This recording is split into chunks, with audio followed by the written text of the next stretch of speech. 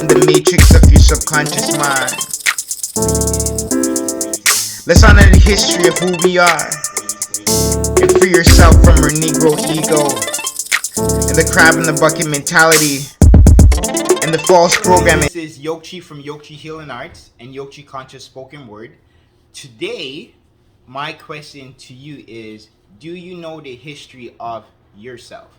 Right? And this is what I got from my hour-and-a-half meditation, is that in order for us to really understand ourselves on a most deepest, spiritual, divine, conscious, nine-elemental state of consciousness, we need to understand the history of self. Because again, there's history of cultures all over the world, but we haven't understand the history of ourselves to be able to write our history and understand the journey that we've gone through to bring us to this particular point in our future, in your life right now. So here's a thought process of how you can now simply sit back and go through the history of self. So what you could do is simply just take a step, understand the thought that's going through your mind right at this moment, what your thought process is, think about it, and now bridge that thought process of what you're going back and trickle it backwards in a process, and realizing that that particular thought has a connection to your past self. It has a deeper connection to what you need to connect with and work through it, right? And my thought process in my meditation was, what's the history of Yokchi? What's the history? Where did the concept, where did he come from? Like, what is he all about? What was he doing? What was his past life about? Or past life is this 5, 6 years, 10 years ago, right? What was he all about?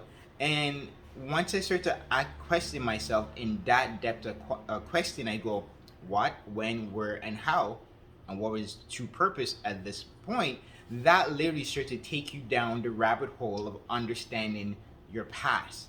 Because once you understand your past, it makes your future and your present future even brighter, because it gives you a depth of more knowledge of self. So this way you don't make mistakes over again, right? You don't make mistakes, you don't make the same patterns, you don't be able those same patterns, because as you go back through, you'll be able to bridge point patterns in your life that never suits you. So then once you connect it and you realize, oh, that pattern caused this, so now you take that pattern or that action and you literally flow through it and see how far it goes onto the rabbit hole. And once you go all the way down and you hit that bottom, you're like, oh shite, this is where this leads. And then what you do, you simply sit with it.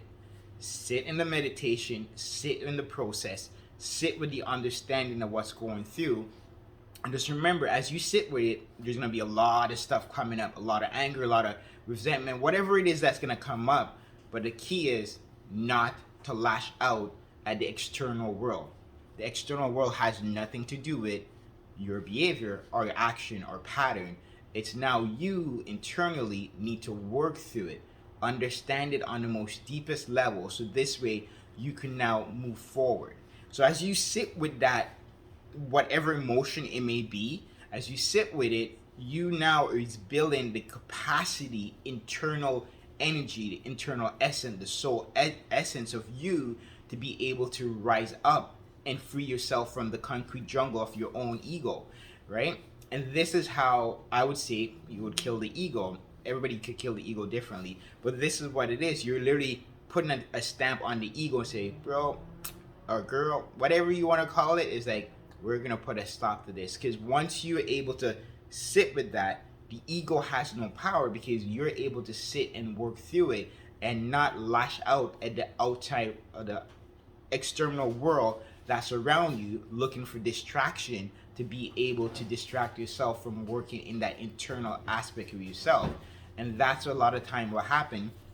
I'll post on the part, I'll put a quote, but what it is slowing the ego down and putting the ego in check, because you're able to work through whatever emotion is internally. So as you work through it and understand how to put it in structure, that actually gives you a complete aspect, different look on the world. It's like they said the veil is open. So it's like the veil of your consciousness is open because you realize that from this point onward, those patterns, those emotions, those whatever it is, has no power because you're now internally master it.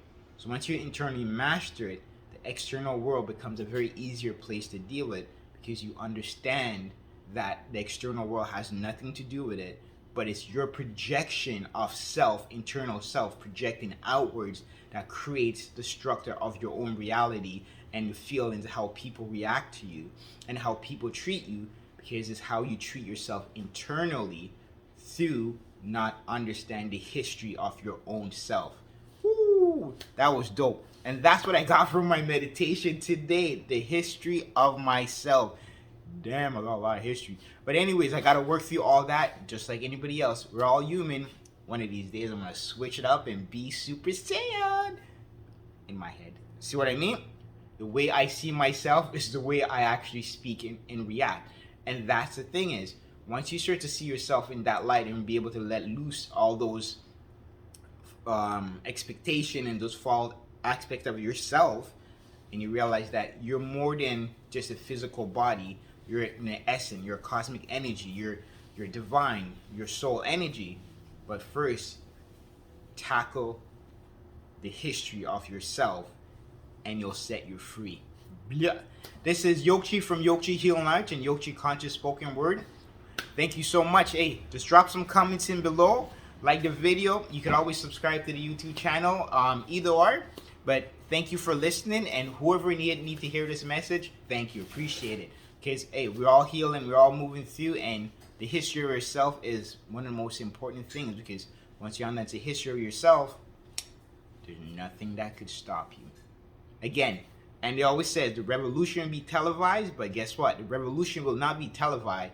It'll be actually telekinesis sent to you, because once you understand the veil is lifted, you're able to telekinesisly transport it or telepathically send the information where they don't have any control over that, because you've taught yourself how to control your emotion, your mind, your thought process, and be able to sit with that when they project. All right, have a good one.